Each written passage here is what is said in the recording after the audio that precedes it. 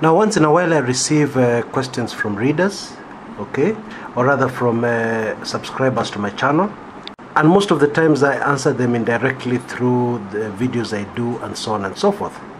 But there are 3 questions which have come in from a subscriber which I want to answer directly, yeah, because they're about different things which the subscriber suspects are all linked, okay. So let me just clarify this. Let me just answer the 3 questions one at a time, and then at the end we'll be able to tell whether they're all linked, and if they're linked, in what way they're linked. Okay, so here goes. His 3 questions are as follows. Was the Nyeri governor's car tire shot at? Number 2. Secondly, please, what is up with Nyanza's shores at the border with Uganda?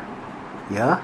Number 3, why is President Magufuli of Tanzania so tough on the cows and chicks from Kenya at the border? What's up? Okay. Now the story with the sudden death of the former governor, or rather the governor of Nyeri, Bwana Gakuru Wahome, is deep. Never in the history of our country, never in all the years of my experience, has a road accident, a high-profile road accident or otherwise, any road accident, had so many different eyewitness reports as to what happened. That has never happened before.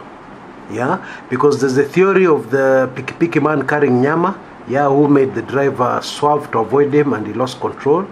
Yes. Then there's the theory about a burst tire. Then there's the theory that the driver was forced off the road. This is from the dent clearly seen on the side of the governor's car. Okay. And there's even a 4th theory, yeah, which the reader or subscriber here presents, yeah, that actually the tires were shot at. Now look out for a very detailed video I'm doing shortly about the governor issue, yeah, the Nyeri governor issue, okay. But for now, there's one very clear thing that comes out, you know, or let me ask you in the form of a question. When there's so many different eyewitness reports over the same accident, what is the first thing that comes to your mind? Think about it. Yeah, it should be rather obvious. Cover up. Somebody is trying to cover up the truth. Yeah, that I can tell you without any hesitation. That is a fact. Whenever there are so many different stories, it suggests that there's a cover-up. Okay, but a cover-up of what? Okay, now I'll cover that the Nyeri governor issue in more detail. Yeah, so just hold on for that. Now the border issue in Nyanza. Now this is not a new problem. Okay, that's the first thing you need to know.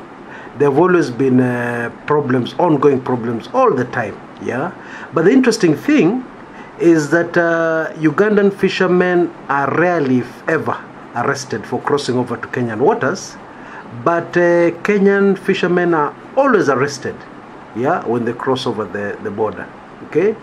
Now, one of the things that many politicians don't like to mention, and one of the things that people avoid to mention, is the fact that President Yoweri Museveni of Uganda seems to have something personal against the Luo community. Okay. Now remember, Uganda also has a small Luo community that are Ugandans. Okay. And the relationship between President Museveni and that community has always been known to be very icy. Okay.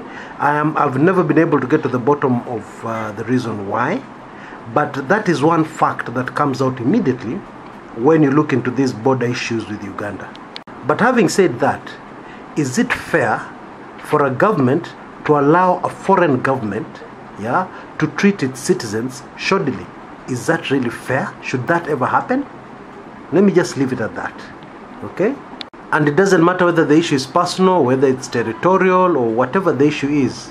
The citizens of a country must be fully protected by their government. Okay? Now, you always hear cases like, for example, if an American gets into trouble in Kenya, the embassy rushes there, they stop everything else, yeah? They go and find out what's happening to their fellow countrymen. And that should be the case with every country in the world. And indeed, most countries in the world I know of are very concerned when one of their citizens is in an issue. And it doesn't matter whether they're guilty or not. The government always wants to immediately to get to the bottom of it as soon as possible, yeah? And they always start with the basic premise in law that you're innocent until proven guilty.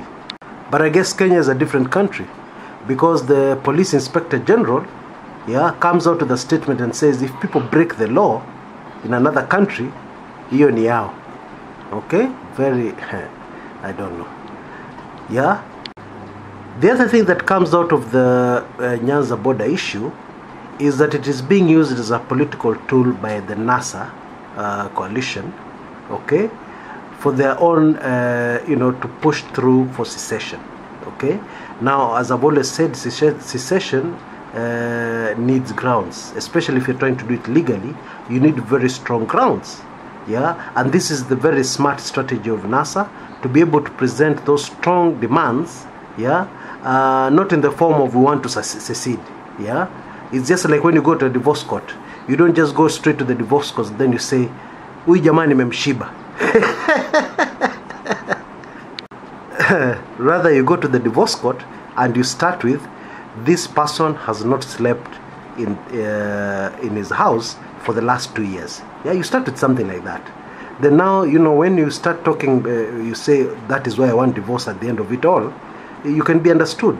But when you just come and you say you just want divorce, or use the strong language I've just used, umeshiba jamaa, then it becomes difficult to prove in a court of law. I mean, the whole approach is wrong. Yes, so that's the other issue about the Nyanza issue. It's not a new issue, and it's now being used for political objectives.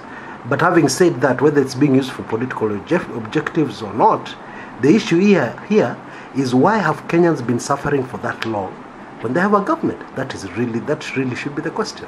Okay, now on to the third question, and this is about Magufuli auctioning Kenyan cows belonging to Kenyans, and the banning of chicks. Yeah, now the issue of cows is an extremely sad issue, and the reason why I say it's sad is because for years, as far as the Masai are concerned, there's really no border.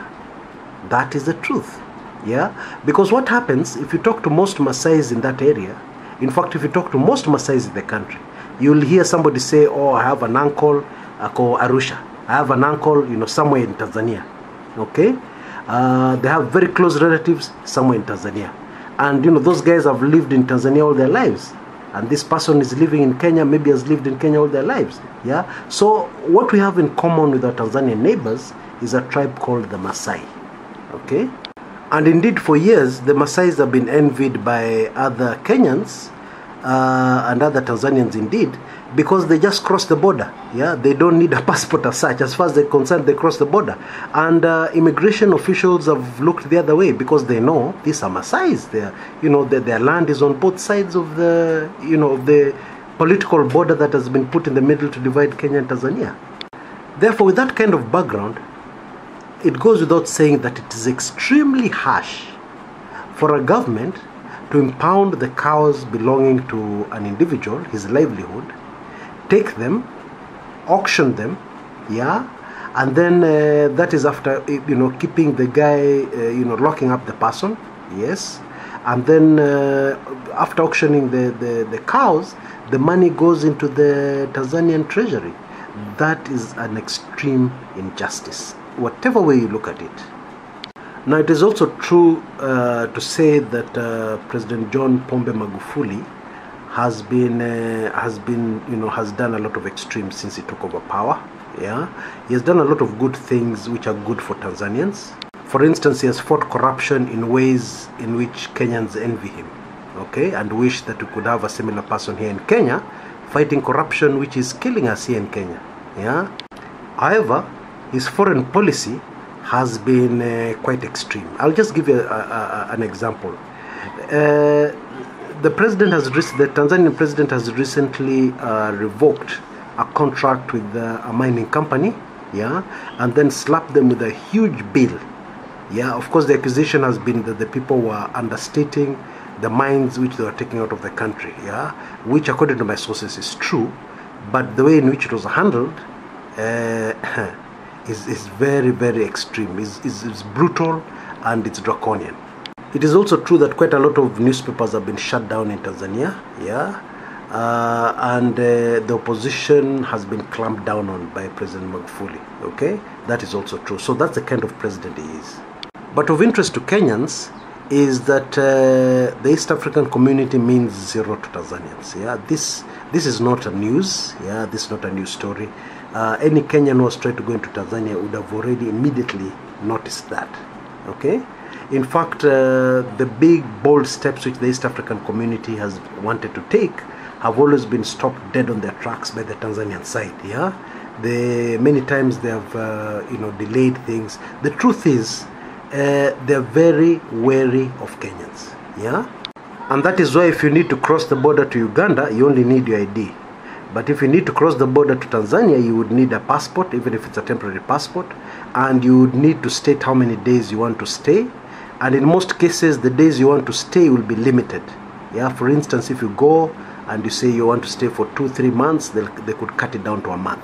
Yeah, why do you want to stay? You'll be asked a lot of questions. Actually, it's easier to enter most European countries for a Kenyan than it is to enter Tanzania. That is the truth. In fact, there's more that will shock you.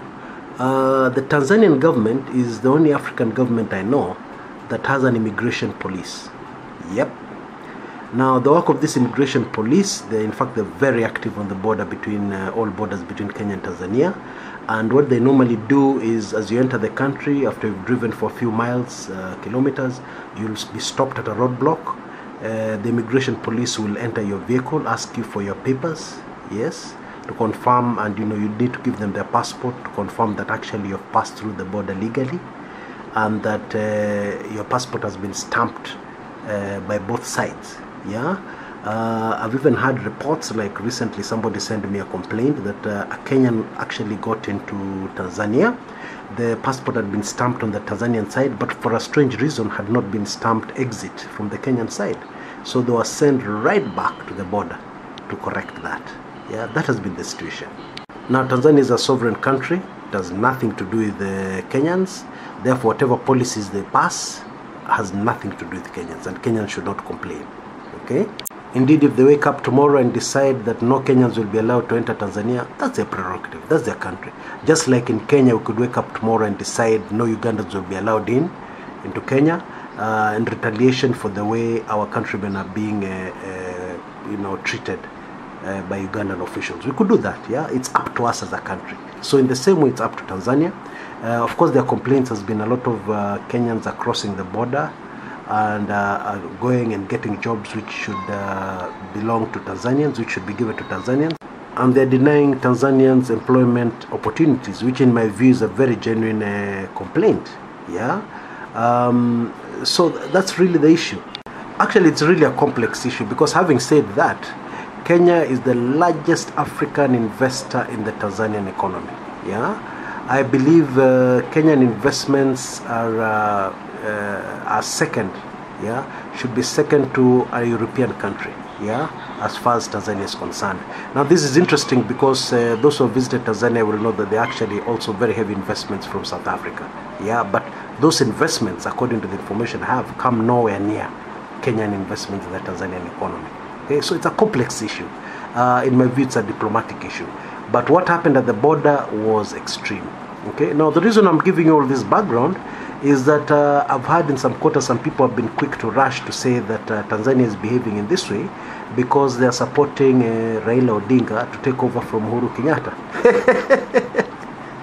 It is a well-known fact that President Magufuli and Right Honorable Raila Odinga are very close friends, have been for years, decades actually. Yeah, that is a fact. And some people have been quick to analyze the situation, the current situation with Tanzania from that perspective. Yeah, but that's not true. Okay, they may be close friends, but I just wanted to point out all those things to you so that you realize actually this is a complex issue. It didn't start yesterday. Yeah, it has been ongoing for a long time. There's been a lot of cases where Kenyans have felt they've been treated shoddily in the Tanzanian side, especially when you compare the treatment Tanzanians receive when they come to Kenya. Yeah, they never have such problems, the huge problems Kenyans have when they go to Tanzania. Yeah, so it is good to put things in perspective, yeah, rather than jump to conclusions. So I hope I've answered those three questions substantially. The one on the governor, I'll be able to deal with more substantially. I'll be able to deal with in much more detail in another recording. Until next time, this is Chris Komekucha.